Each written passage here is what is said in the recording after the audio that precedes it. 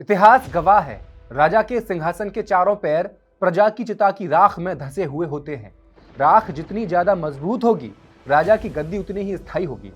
SIR एक ऐसा हथियार साबित हुआ है जिसने न सिर्फ सत्ता में बैठे लोगों को चुनाव के नतीजे अपने मन मुताबिक तय करने का रास्ता दे दिया है, एक धर्म के लोगों को वोटिंग लिस्ट से हटाने का अभियान चलाया गया है, बल्कि अब तक 16 लोगों की इसने जान भी ले ली है। बिहार में बेईमानी के अपने मंसूबे पूरे करने के बाद एसआईआर रूपी दाना व पूरे देश भर में निकल चुका है। चुनाव आयोग पूरे देश में एसआईआर कराने की तैयारी कर रहा है। 12 राज्यों में या संघ शासित प्रदेशों में आरंभ होने वाला है। देश भर में एसआईआर को लेकर देखिए अब चुनाव आयोग पूरी तरह से तैयार है। अफरा तफरी मची हुई है, ये फॉर्म भरो वो फॉर्म भरो। कम पढ़े लिखे लोग तो परेशान हैं ही, अच्छे खासे पढ़े लिखे लोगों को भी अपना नाम किसी लिस्ट में नहीं मिल रहा है। इस देश में आखिरी जनगणना 2011 में हुई थी, उसके बाद अगली जनगणना 2021 में होनी चाहिए थी, लेकिन 25 आ गया है और कोई नहीं चाह रहा कि जनगणना कराई जाए। जनगणना होगी तो कई तरह से पोल खुल जाएगी सरकार की, सबको पता चल जाएगा कि जनसंख्या जिस हिसाब से बढ़ रही है, संसाधन उतनी तेजी से नहीं बढ़ पा रहे हैं। इसलिए जनगणना कराने के लिए सरकार के पास शायद पैसा और कर्मचारियों की कमी है, लेकिन एसआईआर के लिए अधिकारियों पर प्रेशर डाल कर उनसे काम कराया जा रहा है तो कोई बात नहीं। ना कोई एनजीओ इसके लिए कोर्ट में पटिशन डाल रहा है, ना कोई सोया हुआ विपक्ष इन 16 मौतों के लिए बहुत मुखर होकर कोई विरोध दर्ज करवा रहा है। अपने वातानुकूलित कमरे में बैठकर ट्वीट खेल कर ये सोच रहे हैं कि राजनीति हो रही है। 16 बीएलओज मर चुके हैं, ये मरे नहीं हैं, इन्हें मारा गया है, सिस्टम ने मारा है। और कहा यह जा रहा है कि 16 में से 6 बीएलओज ने खुद अपनी जान ले ली है, लेकिन सच तो ये है कि ये 6 हत्याएं हैं और इनके आरोपी लुटियंस दिल्ली में बैठते हैं। क्यों अब तक कोई कमेटी नहीं बैठाई गई इन मौतों की जांच के लिए?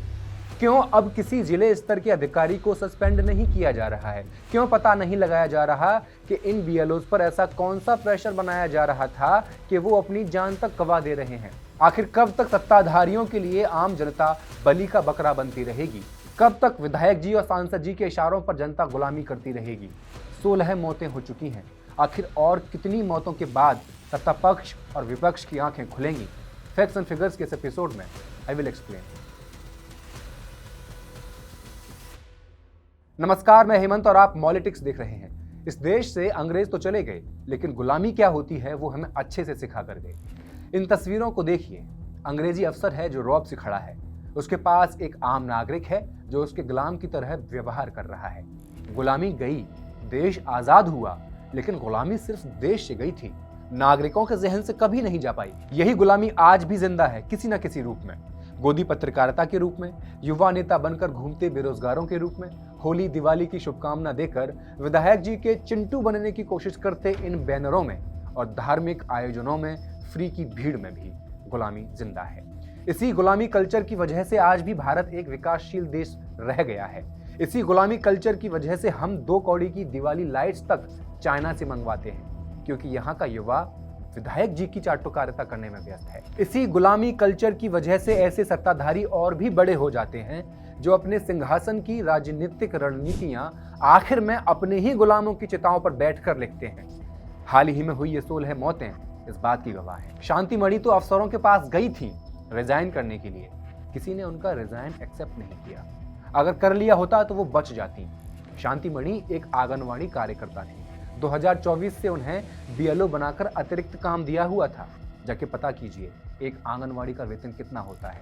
किसी स्टेट में 10,000 तो किसी में 5,000। शांति मणि को एसआईआर काम भी दे दिया गया था। गलत फॉर्म ठीक करवाने का प्रेशर और बढ़ गया था।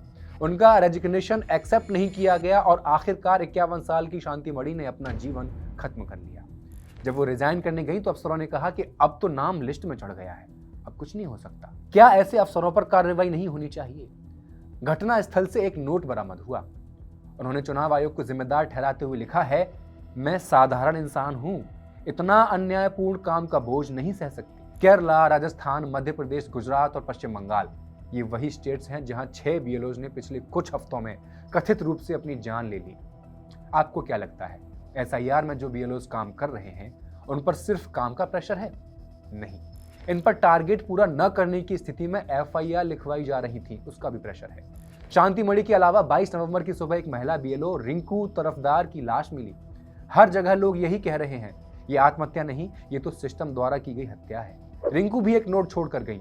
इसमें लिखा उन्होंने कि 95% ऑफलाइन काम मैंने पूरा कर लिया था, घर घर जाकर कागजात चेक किए थे, फॉर्म सुधारे थे, लोग समझ नहीं पाए तो फिर से समझाया, लेकिन असली मुश्किल मुझे ऑनलाइन प्रोसेस में थी। मुझे कुछ चीजें समझ नहीं आ रही थी। अपने सुपरवाइजर से मैंने मदद मांगी तो मदद नहीं दी गई, डेडलाइन की धमकी मिलती रही। यानी इन सभी मौतों में दो चीजें कॉमन है, अतिरिक्त काम और अफसरों की धमकियां। जयपुर में 36 साल के एक सरकारी टीचर के साथ भी वही हुआ है। वो झोटवाड़ा इलाके में बूथ लेवल ऑफिसर के रूप में काम कर रहे थे और टीचिंग भी करते थे। मुकेश कुमार जांगिड़ नाम था उनका। मुकेश ने चलती ट्रेन के सामने कूद कर अपनी जान दी थी। उनकी जेब से एक पर्ची मिली है, उसमें लिखा था कि SIR के भारी काम का दबाव और एक वरिष्ठ अधिकारी द्वारा लगातार काम का अतिरिक्त बोझ डालना और निलंबन की धमकी देना उनकी परेशानी की बड़ी वजह थी।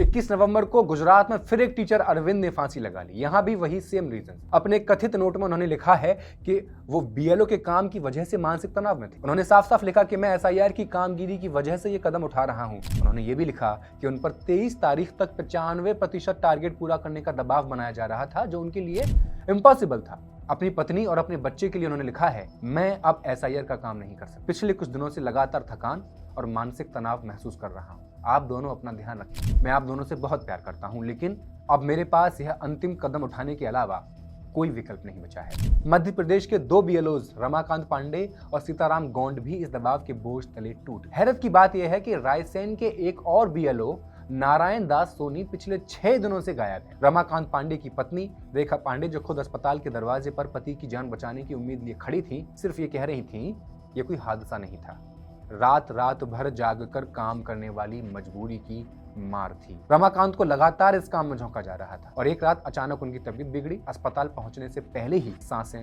टूट गईं। इस तरह दमोह के सीताराम गोंड की मौत ने भी साफ कर दिया कि ये कोई आइसोलेटेड घटना नहीं है, एक पैटर्न, एक ऐसा पैटर्न जो बता रहा है कि SIR के नाम पर जो कुछ चल रहा है वो इंसानी हदों से बाहर। BLO अनीश जॉर्ज 44 साल के थे, अपने ही घर में मृत पाए गए। अनीश को कई बार कुछ घरों की पहचान को लेकर कंफ्यूजन हो जाता था जब वो ग्राउंड पे जाते थे, फिर भी लोगों से पूछकर, मोहल्ला वालों की मदद लेकर वो काम पूरा कर लेते थे। मध्य प्रदेश के एक प्राइमरी स्कूल में 50 साल के शिक्षक उदयभान सिहारे भी 10 नवंबर को वॉशरूम में फांसी से लटके हुए मिले। उदयभान के भाई धर्मेंद्र सिहारे ने बताया कि उन्हें मोबाइल या बाइक चलाने में कठिनाई थी, फिर भी उन्हें SIR और सर्वे संबंधी अतिरिक्त कार्य सौंप दिए गए। BLO का काम शुरू होने के बाद उनका तनाव और बढ़ गया था और उन्होंने कई बार छुटकारा पाने की बात भी कही, लेकिन अंत में गलत कदम उठा लिया। खुद का जीवन खत्म करने वालों से अलग लोग बीमार होकर भी मर रहे हैं। गुजरात के खेड़ा में एक प्रिंसिपल और BLO रमेश भाई परमार की हार्ट अटैक से मौत हो गई। मध्य प्रदेश में BLO भगवान सिंह चौहान की तबीयत अचानक बिगड़ने से मौत हो गई। उन्हें तो 18 नवंबर को निलंबित कर दिया गया था, इसी स्ट्रेस में थे। राजस्थान में BLO हरिओम बैरवा 34 साल के थे, फोन पर अधिकारी से बात कर रहे थे। बात करने के कुछ ही मिनट बाद हार्ट अटैक हुआ, मौत हो गई। पश्चिम बंगाल में महिला BLO नमिता हासंदा की ब्रेन स्ट्रोक से मौत हो गई। लखनऊ में BLO और शिक्षा मित्र विजय कुमार वर्मा ब्रेन स्ट्रोक से मौत हो गई। क्या होता है ऐसा कि अधिकारी का फोन होता है, बात होती है और उसके कुछ ही मिनट बाद हार्ट अटैक आ जाता है, मौत हो जाती है। ऐसा क्या दबाव आ रहा है? तहरीर लिखो, ये पन्ना लाओ, तहरीर लिखो तत्काल। और उसमें ये भी लिखना कि विभागीय अधिकारी वीडियो इन लोगों के द्वारा कोई सहयोग नहीं किया गया, इसलिए 0। इनके खिलाफ भी, इनके दोनों लोगों के खिलाफ मुकदमा लिखो, लाओ तहरीर लाओ। नहीं, FIR करिए। ये विकास विभाग के जितने तुम लोग हो ना, तुम लोग एक भी काम नहीं करते, केवल फ्री का पैसा, केवल फ्री का पैसा। छोड़ दो ना, कहीं काम नहीं करना है तो। उत्तर प्रदेश में तो कई जिलों में सैकड़ों BLOs के खिलाफ कार्रवाई भी हुई है, जिसमें FIR दर्ज करना, वेतन रोक लेना और अनुशासनात्मक नोटिस जारी करना शामिल है। हर तरीके से टॉर्चर किया जा रहा है, जबकि BLOs का कहना है कि स्टाफ की कमी है, भारी जिम्मेदारियां हैं और काम करने का तरीका तो बहुत खराब है। बुलंदशहर के सिकंदराबाद विधानसभा क्षेत्र में 6 बूथ लेवल ऑफिसर्स के खिलाफ प्रशासन ने FIR दर्ज की है। प्रशासन ने इसे लोक प्रतिनिधित्व अधिनियम 1950 की धारा 32 का उल्लंघन माना है। सवाल यह है कि ये सब आखिर क्यों? ऐसी क्या जल्दी है सरकार को? जनगणना क्यों नहीं करवाई जा रही? SIR की जरूरत क्यों पड़ रही है? अखिलेश यादव आरोप लगा रहे हैं कि लोकसभा चुनावों में जहां जहां इंडिया गठबंधन सीट जीता था, वहां वहां SIR के जरिए 50-50 हजार तक वोट काटे जा रहे हैं। इससे तो यही साफ होता है कि जो बिहार में हुआ वही अब बंगाल और उत्तर प्रदेश में करने की कोशिश की जा रही है। इत्तेफाक तो नहीं हो सकता कि बिहार में SIR होता है और NDA की 200 से ज्यादा सीटें आ जाती हैं। आपको क्या लगता है, इन BLOs की मौत के पीछे कौन सा दबाव हो सकता है जो अफसर उन पर डाल रहे होंगे? कमेंट करके बताइए और मॉलिटिक्स को सब्सक्राइब कर दीजिए। शुक्रिया। है।